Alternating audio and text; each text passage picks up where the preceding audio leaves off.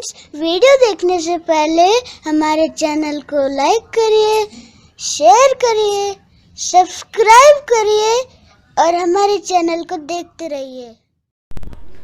नमस्कार दोस्तों, स्वागत है आपका आपके अपने YouTube channel the burning news में।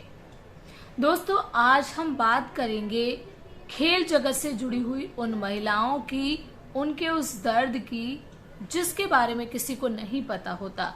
वो जब मैदान में खेलती हैं तो उनके अच्छे प्रदर्शन को देखते हुए हम सब उनको चेयर जरूर करते हैं, उनके लिए तालियां बजाते हैं, उनके लिए नारे लगाते हैं, उनके समर्थन में नारे लगाते हैं। लेकिन कई बार हम उस खेल से जुड़ी हुई जो जोखिम है, या फिर कह सकते हैं उस खेल से जुड़े वो नकारात्मक पहलू जिनके बारे में हमें जानकारी नहीं होती और हमें पता ही नहीं होता कि जो मैदान में अच्छा प्रदर्शन कर रहा है वो खिलाड़ी किस दौर से गुजर रहा है। दोस्तों, आज हम अपनी इस वीडियो में बात करेंगे खेल से जुड़ी हुई महिलाओं के जो जेंडर टेस्ट होता है, जेंडर टेस्ट पे आज हम बात करेंगे और आपको बताएंगे कि जेंडर टेस्ट कब से हो रहा है, क्या इसके नियम बनाए गए हैं और किस तरीके से इसे किया जाता है और इसको करने की वजह क्या है और जेंडर टेस्ट की पूरी प्रक्रिया क्या होती है। दोस्तों, बदलते वक्त के साथ महिलाओं के प्रति हमारे समाज का नजरिया भी बदला है। आज शायद ही ऐसा कोई फील्ड होगा जहां महिलाएं पुरुषों के साथ कंधे से कंधा मिलाकर काम न कर रही हों। लेकिन खेलों की दुनिया एक ऐसा मंच है जहां मर्द और औरत के बीच की खाई साफ नजर आती है, जहां आज भी खिलाड़ियों को महिला और पुरुष के तौर पर आंका जाता है। दोनों के लिए एक ही खेल के अलग अलग मानदंड हैं। हालांकि इसके पीछे शारीरिक क्षमता को वजह माना जाता है, वो भी खास तौर पर एथलेटिक्स में। जेंडर टेस्ट हमेशा विवादित मुद्दा रहा। खेलों की दुनिया में जेंडर टेस्ट हमेशा विवादित मुद्दा रहा। जब भी कोई खिलाड़ी, खास तौर पर बड़ी उपलब्धि हासिल करने वाली महिला, इन आरोपों का सामना करती है तो पूरे स्पोर्ट्स सिस्टम पर सवाल उठते हैं। इस मुद्दे को मानवाधिकार के मुद्दे से जोड़ा जाता है। जब किसी महिला खिलाड़ी से उनके महिला होने का सबूत मांगा जाता है तो उसे जेंडर टेस्ट कहा जाता है। अक्सर खेलों की दुनिया में जब कोई अलग से दिखने वाली महिला कोई असाधारण प्रदर्शन करती है तो कई बार उनका जेंडर टेस्ट कराने की बात कही जाती है, चाहे वो अमेरिका की स्टेला वॉल्स हो या भारत की द्युति चंद। जेंडर टेस्ट किसी भी खिलाड़ी के करियर पर तो असर डालता ही है, उसके निजी जीवन में भी काफी बदलाव आ जाते हैं। सबसे पहले आपको बताते हैं कि जेंडर टेस्ट है क्या। खेल में लिंग सत्यापन परीक्षण या लिंग परीक्षण एथलीट के लिंग का पता लगाने के लिए किए गए परीक्षणों की एक श्रृंखला है। इस टेस्ट के दौरान महिला खिलाड़ी को विशेषज्ञों और डॉक्टरों के बोर्ड के सामने जाना पड़ता था और ये विशेषज्ञ खिलाड़ी के बाकायदा निजी अंगों का परीक्षण करके तय करते थे कि आने वाली वो खिलाड़ी महिला वर्ग में भाग ले सकती है या नहीं। ये टेस्ट महिलाओं को बड़ा क्रूर लगता था और लगातार इसका विरोध होता रहा, पर ये तय करना भी जरूरी था कि महिला वर्ग में सिर्फ पूरी तरीके से महिला ही हिस्सा ले। शायद यही वजह है कि पुरुषों को महिलाओं के खिलाफ खिलाना हमेशा उचित नहीं माना जाता, क्योंकि दोनों में शारीरिक भिन्नता है। इसलिए घुड़सवारी या मिक्स डबल्स जैसे खेलों को छोड़कर ज्यादातर खेलों में पुरुष और महिलाएं अलग अलग श्रेणी में खेलती हैं। अब बात आती है कि कब हुई थी जेंडर टेस्ट की शुरुआत। कब हुई जेंडर टेस्ट की शुरुआत? 20वीं सदी में कुछ समय के लिए महिलाओं को सेक्स वेरिफिकेशन टेस्ट करवाना जरूरी था। पहली बार खेल की दुनिया में international association of athletics federation द्वारा 1950 में इसे पेश किया गया, क्योंकि कुछ ज्यादा ताकतवर पुरुष खिलाड़ी महिलाओं के भेष में महिला एथलीट्स के लिए बनाए गए समर्पित खेलों में हिस्सा ले रहे थे। इसकी स्थापना के बाद सभी महिला एथलीट को लिंग परीक्षण करवाना जरूरी हो गया। महिला खिलाड़ियों को अक्सर इसे बेहद शर्मिंदगी भरे टेस्ट से गुजरना पड़ता था। इसी को ध्यान में रखते हुए 1968 में ओलंपिक खेलों में क्रोमोसोम टेस्ट की शुरुआत हुई। लेकिन साल 1990 के दौरान international association of athletics federation और इंटरनेशनल ओलंपिक कमेटी दोनों ने इस अनिवार्य टेस्ट को खारिज कर दिया और फैसला सुनाया कि एथलेटिकों के लिए लिंग परीक्षण अनिवार्य नहीं होगा, लेकिन भविष्य में किसी एथलीट के प्रदर्शन के बारे में शक होता है तो इसे आयोजित किया जाएगा। इसके बाद हार्मोन टेस्ट के एक नए तरीके से तय किया जाने लगा कि कोई खिलाड़ी बतौर महिला खेल सकती है या नहीं। महिलाओं के साथ भेदभाव करते हैं नियम। ये टेस्ट वास्तव में पुरुष एथलीटों पर कभी भी आयोजित नहीं किए गए। महिलाओं को वर्गों में बांटने वाले नियम कभी कभी उनके साथ अन्याय जैसे होते हैं। यदि कोई महिला नियमों में फिट नहीं आती है तो वो महिला वर्ग में नहीं खेल सकती।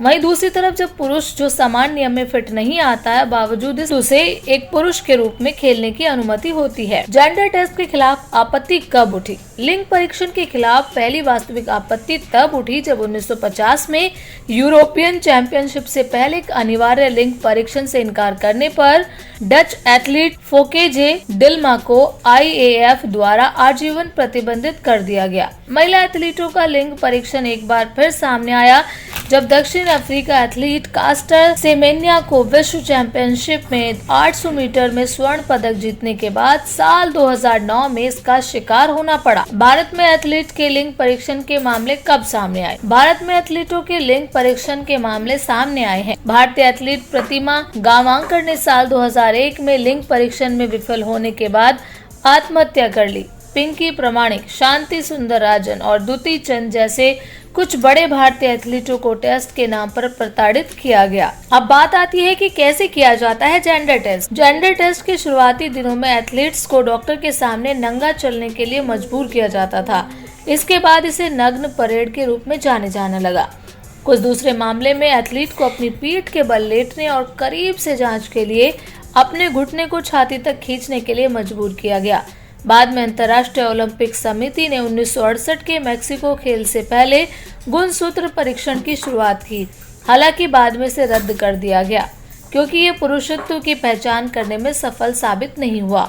आजकल लिंग परीक्षण हार्मोन परीक्षण के जरिए होता है। इसमें एक एथलीट के टेस्टोस्टेरोन के लेवल का निरीक्षण किया जाता है और यदि टेस्टोस्टेरोन का स्तर निर्धारित स्तर से ज्यादा है तो एथलीट को खेलों के लिए प्रतिबंधित किया जाता है। क्या होता है टेस्टोस्टेरोन? NHS के अनुसार हाइपर एंड्रोजेनिज्म एक ऐसी मेडिकल कंडीशन है जिसमें महिला के शरीर में एंड्रोजन का लेवल बहुत अधिक होता है। एंड्रोजन टेस्टोस्टेरोन जैसे हार्मोन का एक समूह है जो आमतौर पर पुरुषों में पाया जाता है। यही वजह है कि पुरुषों में ज्यादा बल और शक्ति होती है। अंतर्राष्ट्रीय एथलीट संघ का मानना है कि अगर किसी महिला में इस हार्मोन की मात्रा ज्यादा होती है तो उसे महिला वर्ग में भाग लेते हुए दूसरी महिलाओं के मुकाबले ज्यादा फायदा मिलता है। महिलाओं के शरीर में भी ये हार्मोन होते हैं लेकिन उनका स्तर प्रभाव पुरुषों की तुलना में बेहद कम होता है। महिलाओं में टेस्टोस्टेरोन का सामान्य स्तर क्या माना जाना चाहिए इसे लेकर विशेषज्ञों की राय अलग है, लेकिन कई अध्ययनों में ये पाया गया है कि कुछ महिलाओं के शरीर में इन हार्मोन्स का लेवल हाई होता है जबकि कुछ पुरुषों में इन हार्मोन्स का स्तर बेहद कम होता है। कुछ लोगों में एंड्रोजन असंवेदनशील सिंड्रोम होता है जिसका मतलब ये हुआ कि ऐसे लोगों के शरीर में पुरुष गुणसूत्र XY तो होते हैं लेकिन उनका शरीर टेस्टोस्टेरोन का इस्तेमाल करने में अक्षम होता है और इसी वजह से उनका शरीर बाहर से एक महिला की तरह होता है। महिलाओं में ज्यादा टेस्टोस्टेरोन को एक संघ का मानना है कि अगर महिलाओं में इसकी मात्रा ज्यादा है तो इसका फायदा महिला को मिलेगा जो कि बराबरी के नियमों की अवहेलना है। एथलीट दुती चंद के शरीर में भी इस हार्मोन्स की मात्रा आम महिलाओं के मुकाबले कुछ ज्यादा है और इसी वजह से वो तेज भाग सकती हैं। लेकिन सवाल यह है कि क्या दुती चंद ने इस हार्मोन को किसी भारी तरीके से लिया? जवाब यही है कि नहीं, उन्हें प्रकृति की देन है। ठीक उसी तरह जैसे किसी का रंग गोरा है तो किसी का काला, या कोई लंबा है या फिर छोटा। तो अगर रंग या लंबाई के आधार पर कोई भेदभाव नहीं होता तो फिर हार्मोन्स पर ही क्यों रोक है? ये तय करना ज्यादा जरूरी है कि किन हालात में किस महिला में टेस्टोस्टेरोन का स्तर बढ़ा है। कुछ महिलाएं जानबूझकर दवा के जरिए अपने टेस्टोस्टेरोन के स्तर को बढ़ा लेती हैं जिससे उन्हें बाकी महिलाओं के मुकाबले ज्यादा शक्ति मिलती है। ये बेईमानी है और इसे डोपिंग करार दिया जाता है और इसी के लिए इस नियम को बनाने की जरूरत पड़ी। ऐसे खिलाड़ियों को आप कैसे डिफाइन कर सकते हैं?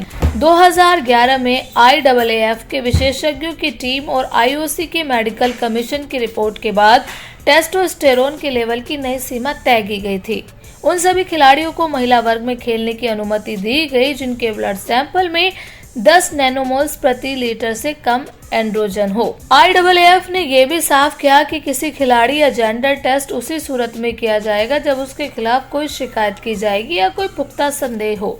साथ ही ये भी कहा गया कि टेस्ट के रिजल्ट गुप्त रखे जाएंगे। साथ ही अगर कोई लड़की हाइपर एंड्रोजेनिज्म कंडीशन से जूझ रही है तो इलाज से उसका एंड्रोजन लेवल कम करने का विकल्प भी होगा। द्युति चंद को भी एक ऐसा ही विकल्प दिया गया, लेकिन उन्होंने किसी भी इलाज से इनकार कर दिया। उन्होंने हर अड़चन का सामना किया और व्यवस्था को बदलने के लिए मजबूर कर दिया। क्या है मौजूदा नियम? CAS ने international association of athletics federation को डिफरेंस ऑफ सेक्स डेवलपमेंट के रूप में परिभाषित मेडिकल कंडीशन पर अध्ययन करने के लिए कहा था।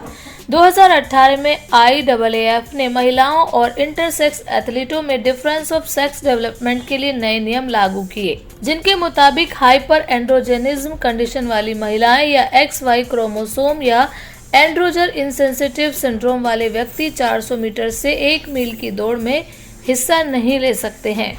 ये नियम दूसरी दौड़ों पर लागू नहीं होता। यदि ऐसे खिलाड़ी इन इवेंट्स में हिस्सा लेना चाहते हैं तो उन्हें अपने खून में टेस्टोस्टेरोन के लेवल को 5 nmol प्रति लीटर तक लाना होगा। तो क्या ये सही है कि कोई खिलाड़ी महिला खिलाड़ी है? ये तय करने के लिए मानक निर्धारित किए जाएं, क्योंकि प्रकृति ने किन्हीं भी दो लोगों को एक सा नहीं बनाया है। यहाँ तक कि दो औरतें भी एक दूसरे से अलग होती हैं। ऐसे में फिर ये सवाल उठता है कि फिर सिर्फ औरतों को ही इन नियम और तय मानकों का पालन करना पड़ता है। दोस्तों, उम्मीद करते हैं आपको हमारी ये वीडियो पसंद आई होगी। वीडियो पसंद आए तो प्लीज़ इसे लाइक करें, शेयर करें। चैनल पर नए हैं तो सब्सक्राइब भी करें। तो मिलते हैं नेक्स्ट वीडियो में, तब तक के लिए बाय। होंगे कि जेंडर टेस्ट क्या होता है और इसको क्यों किया जाता है और इसके पीछे की वजह क्या है, और इसे अभी तक इंडियन एसोसिएशन जो खेल से जुड़ी हुई है वो इसे अभी तक क्यों बैन नहीं कर पाई है, क्योंकि एक इंटरनेशनल बनाया हुआ नियम है। लेकिन यहाँ सबसे बड़ा सवाल यह है कि महिला खिलाड़ी को एक ऊंचाई तक पहुंचने के लिए, अपनी पहचान बनाने के लिए वैसे ही सिस्टम से इतना लड़ाई करनी पड़ती है। फिर ऐसे में इंटरनेशनली बनाए गए कानून को हम क्यों मानते हैं? क्यों एक महिला के करियर को सिर्फ जेंडर टेस्ट के नाम पर बर्बाद करने की कोशिश करते हैं? और जैसा कि इससे पहले कई महिलाओं के साथ हुआ, ये अलग बात है कि पिंकी ने सिस्टम से लड़ाई की और एक तरीके से सिस्टम को ये साबित किया गया कि वो गलत था। तो आप क्या सोचते हैं इस टेस्ट को लेकर? प्लीज़ कमेंट में ज़रूर बताइए, और अगर आपको वीडियो अच्छी लगी तो प्लीज़ हमारे चैनल को लाइक